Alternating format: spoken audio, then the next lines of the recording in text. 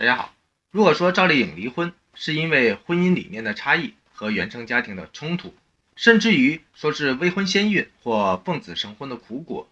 那么当代社会出现那么多的闪婚闪离的现象，到底其背后的原因又会是什么呢？首先，中国的生育率和离婚率，一个呈现了断崖式的下降，一个反而是火箭式的上升。为此，2021年1月1号起，中华人民共和国民典法为离婚程序增加了一个强制性质的冷静期的概念。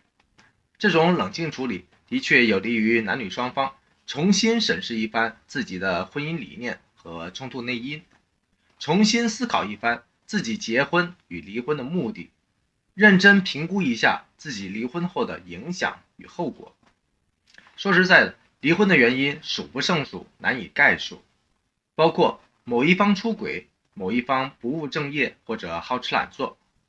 婆媳关系无法调和，以及男人不举，女人性冷，其中一方不孕不育等等等等，都是大到无法调和的质变矛盾。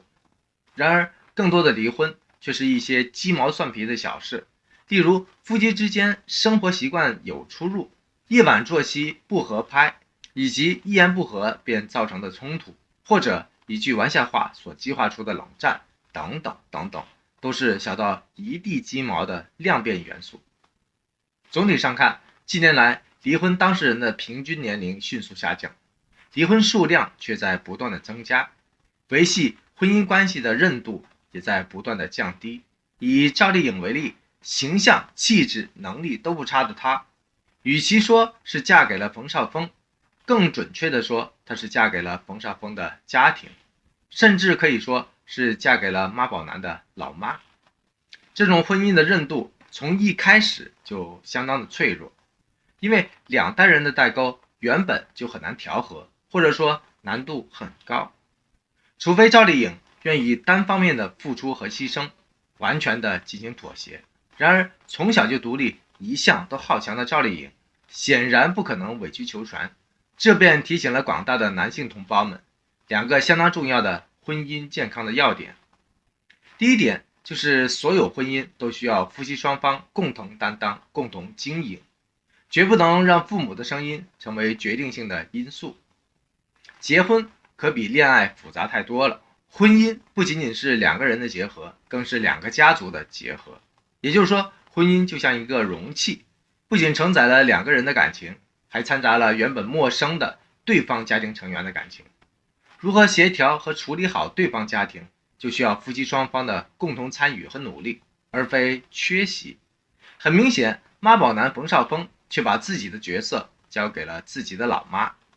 第二点就是任何婚姻中，夫妻二人最好的关系就是彼此的独立，这点至关重要。经济的独立和人格的独立是保证婚姻健康的两大前提，其中经济的独立是夫妻双方能够保持平等对视的核心前提和基本保障。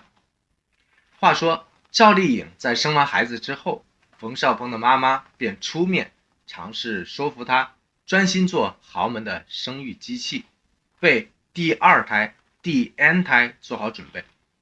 这跟香港首富的婚姻价码毫无二致，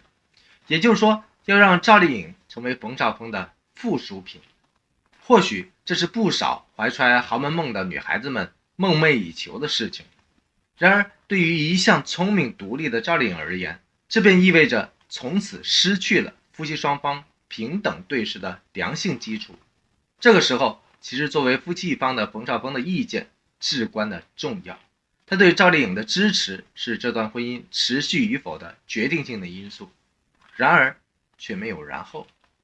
两个人如果同心同德去经营一段婚姻，那么他们的婚姻抗风险的能力就异常的强大。然而，如果完全不能同心同德的话，赵丽颖就只有选择把自己的命运牢牢地掌握在自己的手中了，而且还要及时尽快的止损。如果您站在赵丽颖甚至冯绍峰的立场，又会如何的选择呢？是听从内心的声音，还是听从长辈的声音呢？是选择站在自己的角度替对方思考，还是选择站在对方的角度呢？是做一个不会计较彼此的大方女孩，还是做一个懂得保护自己的精明女孩呢？欢迎您有一说一，分享心声，谢谢。